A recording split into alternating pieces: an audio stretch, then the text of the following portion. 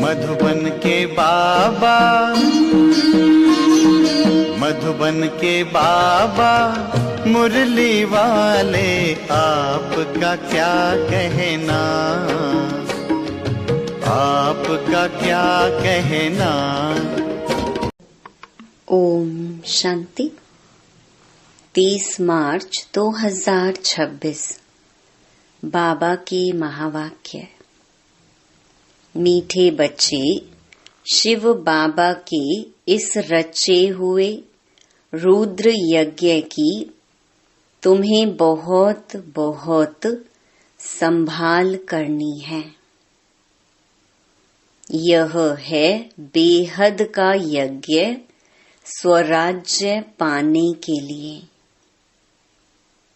प्रश्न, इस रुद्र यज्ञ का रिस्पेक्ट किन बच्चों को रहता है? उत्तर, जो इसकी विशेषताओं को जानते हैं। तुम्हें पता है कि इस रुद्र यज्ञ से हम कौड़ी से हीरे जैसा बनते हैं। इसमें सारी पुरानी दुनिया स्वाहा होती है। इस पुराने शरीर को भी स्वाहा करना है। कोई भी ऐसा बेकायदे कर्म ना हो जिससे यज्ञ में विघ्न पड़े। जब ऐसा ध्यान रहे तभी रिस्पेक्ट रख सकते हैं। गीत माता ओ माता। ओम शांति। बच्चों ने गीत सुना।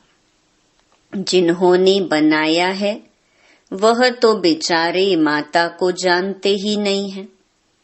नाम सुना है जगत अम्बा, परंतु वह कौन थी, क्या करके गई, यह किसको भी पता नहीं है सिवाय तुम बच्चों के। जगत अम्बा है तो जरूर बाप भी है, बच्चियां भी हैं और बच्चे भी हैं। तो जगत अम्बा के पास जाते हैं। उनकी बुद्धि में यह समझ नहीं है। सिर्फ बुत माना मूर्ति पुजारी हैं। देवी के आगे जाकर भीख मांगते हैं। अब यह राजस्व अश्वमेध अविनाशी रुद्र ज्ञान यज्ञ है।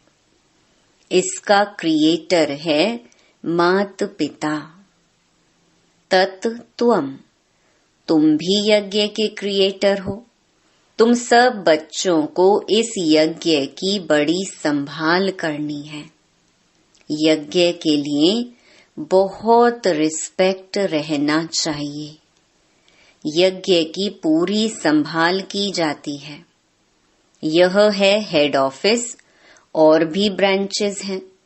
मम्मा बाबा और तुम बच्चे अपना भविष्य हीरे जैसा बना रहे हो इस यज्ञ के द्वारा। तो ऐसे यज्ञ की कितनी संभाल और इज्जत रखनी चाहिए, कितना लव होना चाहिए। यह हमारी मम्मा जगत अम्बा का यज्ञ है। मम्मा बाबा का यज्ञ सो हमारा यज्ञ। यज्ञ की वृद्धि करनी होती है कि यज्ञ में आकर बहुत बच्चे अपने बाप से वर्षा लेवें। भल खुद नहीं ले सकते, खुद को फुर्सत नहीं है, तो अच्छा औरों को निमंत्रण देना चाहिए। इसका नाम ही है राजस्व अश्वमेध ज्ञान यज्ञ, जिससे स्वराज्य मिलता है। इस यज्ञ में पुराने शरीर को भी स्वाहा करना होता है। बाप का बन जाना है। यह कोई मकान नहीं है, यह है बेहद की बात। जिस यज्ञ में सारी विश्व स्वाहा होनी है, आगे चल तुम देखना इस यज्ञ का कितना रिगार्ड रखते हैं। यहाँ बहुतों को रिगार्ड नहीं है। इतने सब यज्ञ के बच्चे हैं, पैदा होते रहते हैं, तो इस यज्ञ की कितनी इज्जत रखनी चाहिए। परंतु बहुत हैं जिनको कदर ही नहीं है।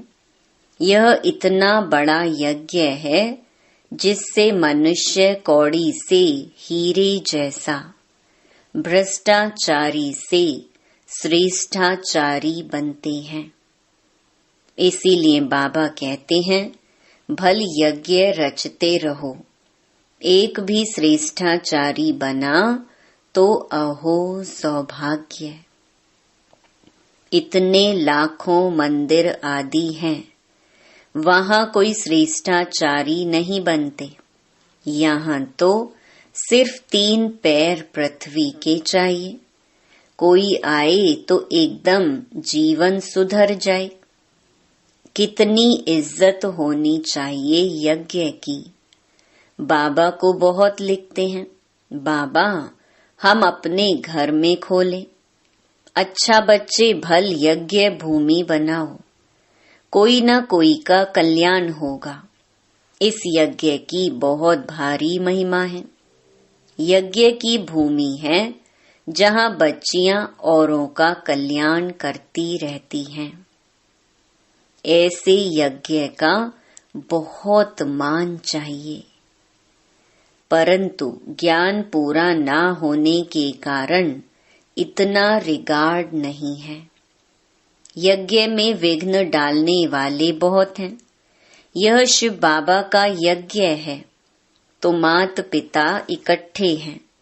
इन मम्मा बाबा से तो कुछ भी नहीं मिलता। बेहद के बाप से ही सब कुछ मिलता है। वह एक है। मम्मा बाबा कहा जाता है शरीरधारी को, निराकार को तो शरीर है नहीं।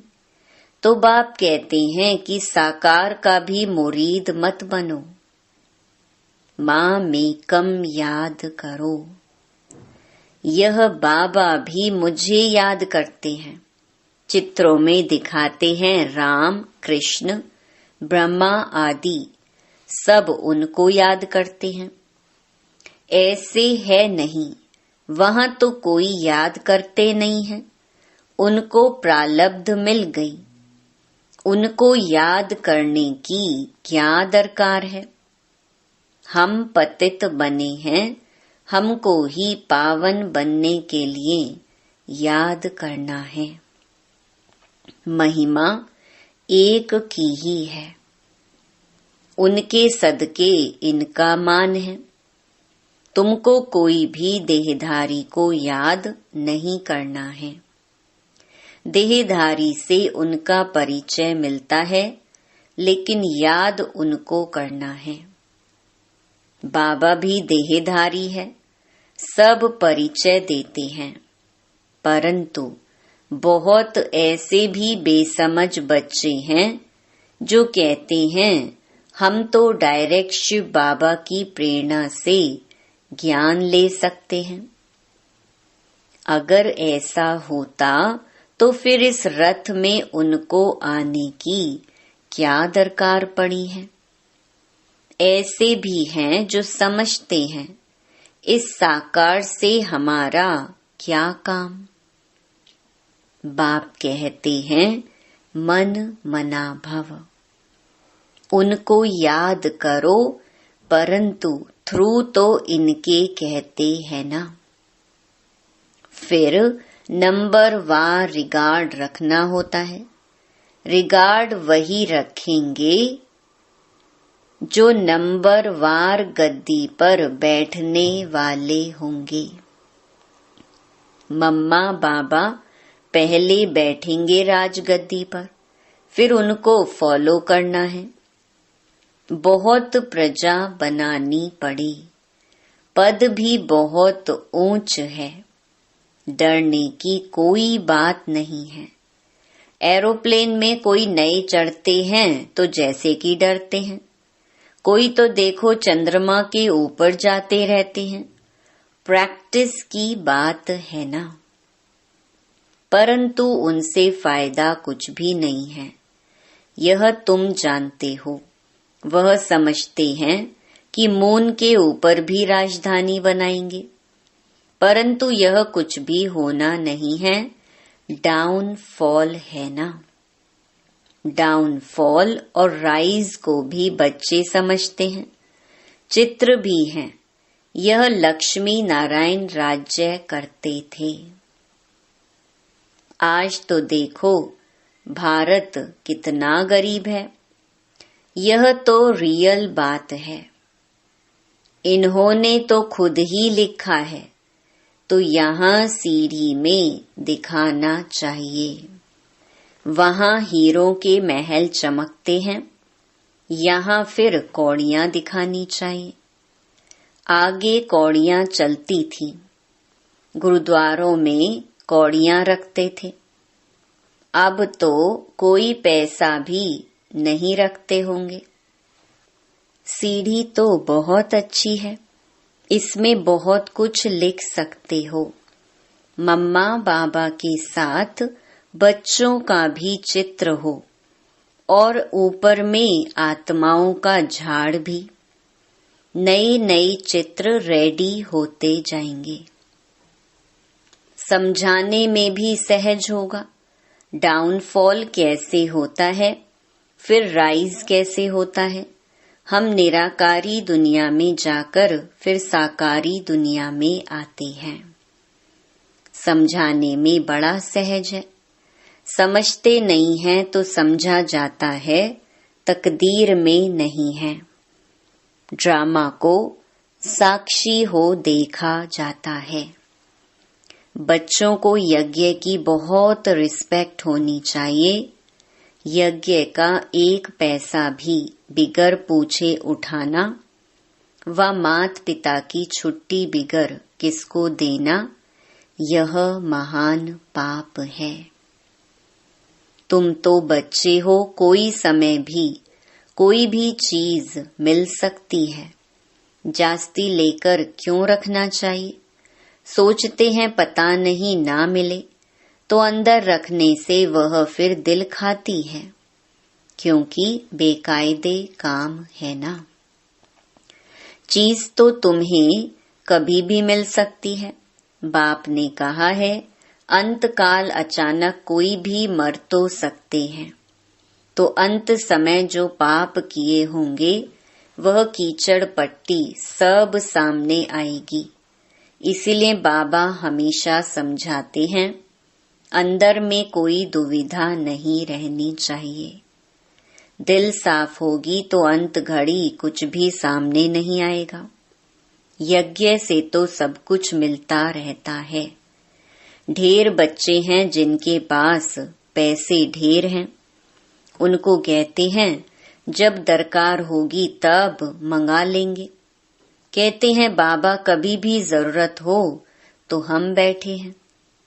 भल पवित्र नहीं रहते, खान पान की भी परहेज नहीं रखते, परंतु यह प्रण करते हैं, बाबा हमारे पास बहुत पैसे पड़े हैं, ऐसे ही गुम हो जाएंगे, बीच में कोई खा जाएगा, इसीलिए जब चाहिए मंगा लेना। बाबा कहते हैं हम भी क्या करेंगे। मकान बनाना होता है तो आपे ही आ जाता है। तो ढेर बच्चे बैठे हैं अपने घर में, तो ऐसे बच्चे भी ऊंच पद पा लेते हैं। प्रजा में भी कोई कम पद नहीं है। राजाओं से भी कई साहूकार बहुत धनवान होते हैं। इसीलिए अंदर कोई ऐसा ख्याल नहीं करना चाहिए, तुम्हारा अंजाम है, बाबा आप जो खिलाएंगे।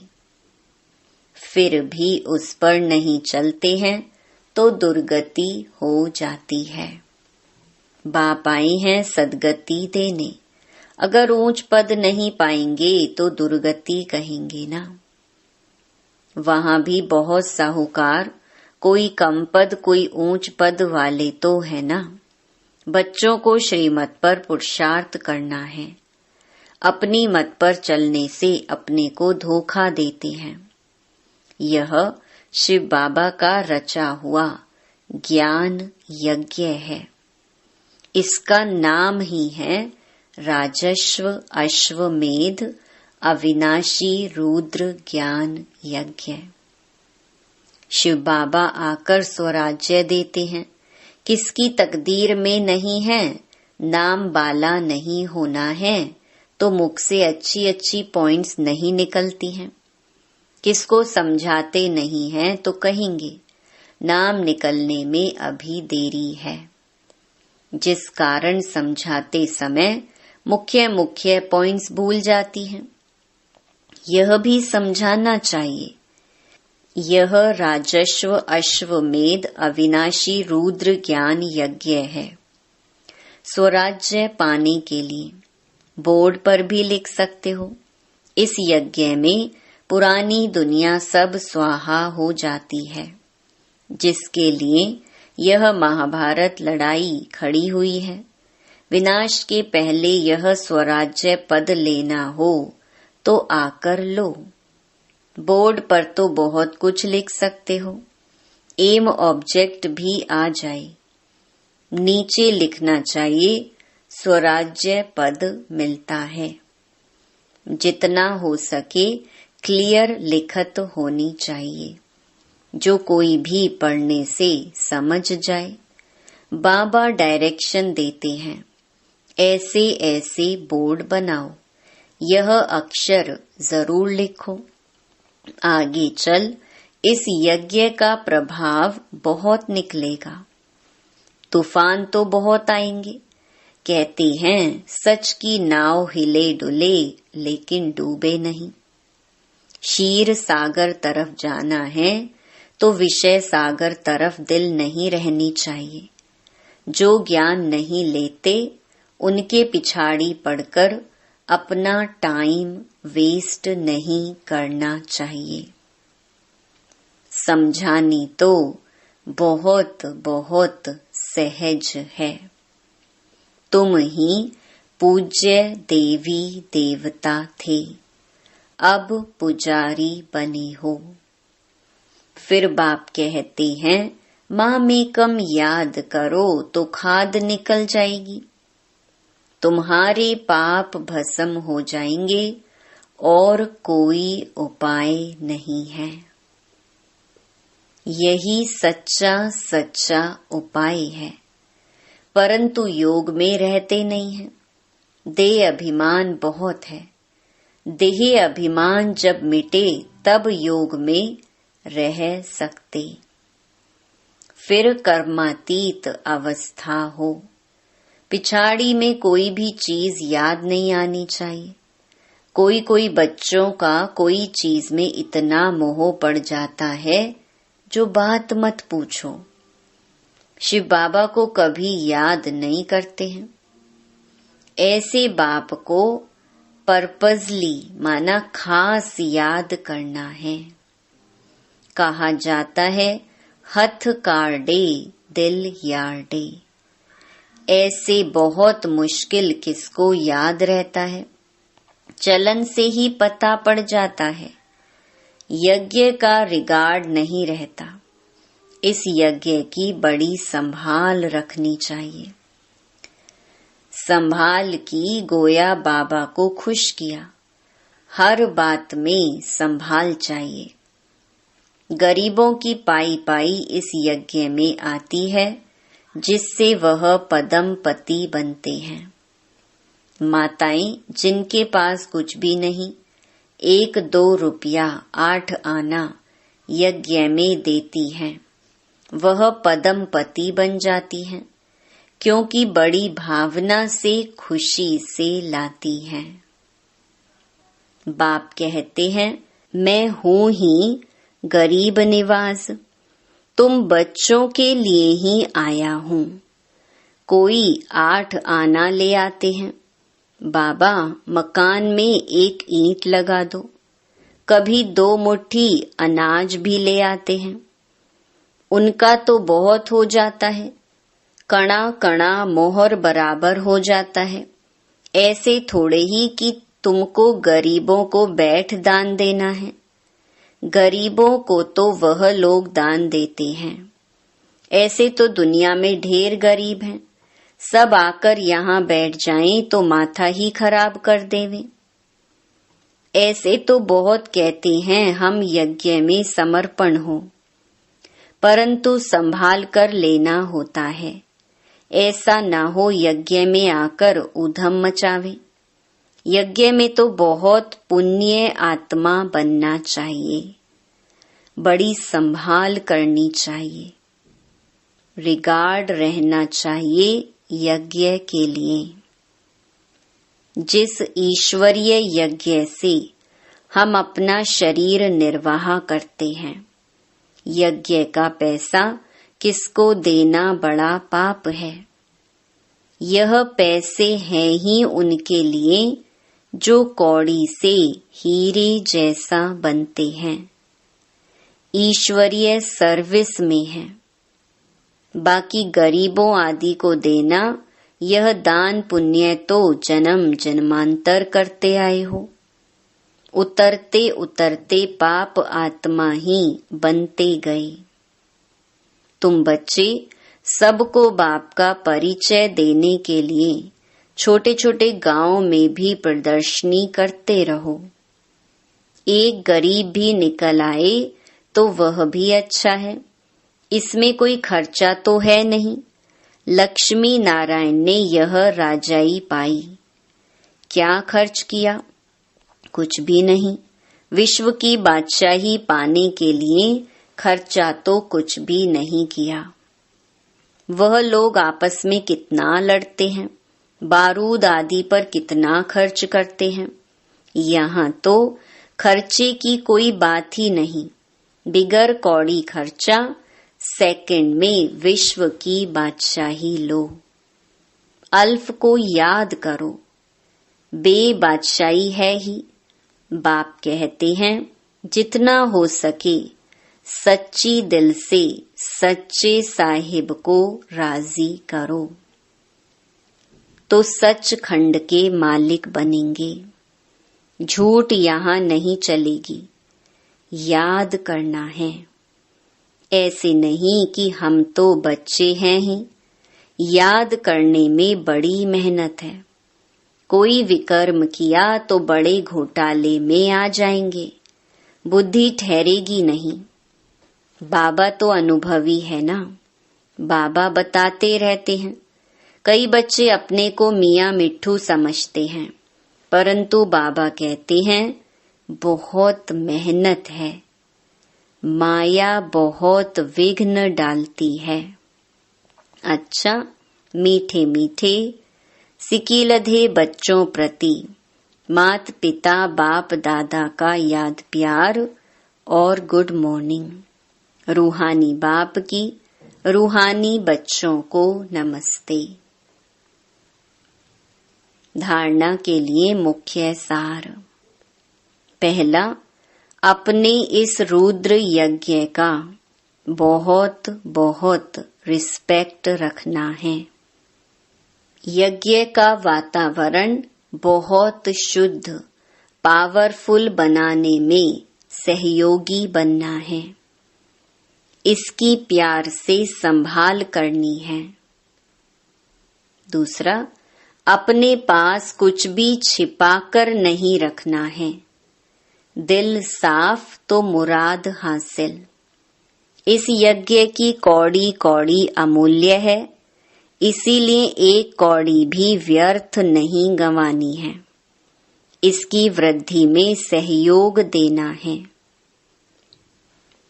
वरदान, तीनों कालों को सामने रख हर कार्य में सफल होने वाले सदा विजयी भव। लौकिक रीति में भी जो समझदार होते हैं वह आगे पीछे सोच समझकर फिर कदम उठाते हैं। ऐसे यहाँ भी आप बच्चे जब कोई कार्य करते हो तो पहले तीनों कालों को सामने रखकर फिर करो। सिर्फ वर्तमान को नहीं देखो, बेहद की समझ धारण करो और विजयीपन के निश्चय के आधार पर व त्रिकालदर्शीपन के आधार पर हर कर्म करो व हर बोल बोलो, तब कहेंगे अलौकिक व असाधारण। स्लोगन: हद के किनारों को छोड़ एक बाप को सहारा बना लो तो पार हो जाएंगे। यह व्यक्त इशारे निश्चय के फाउंडेशन को मजबूत कर सदा निर्भय और निश्चिंत रहो।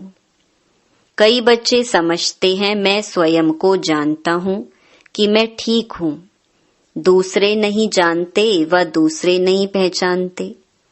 आखिर पहचान ही लेंगे व आगे चलकर देखना क्या होता है। यह भी ज्ञान स्वरूप याद स्वरूप आत्मा के लिए स्वयं को धोखा देने वाली अलबेलेपन की मीठी निद्रा है। जिन बच्चों के निश्चय का फाउंडेशन मजबूत है वह कभी छिप नहीं सकते। वे सदा निर्भय और निश्चिंत रहते हैं। अच्छा, ओम शांति।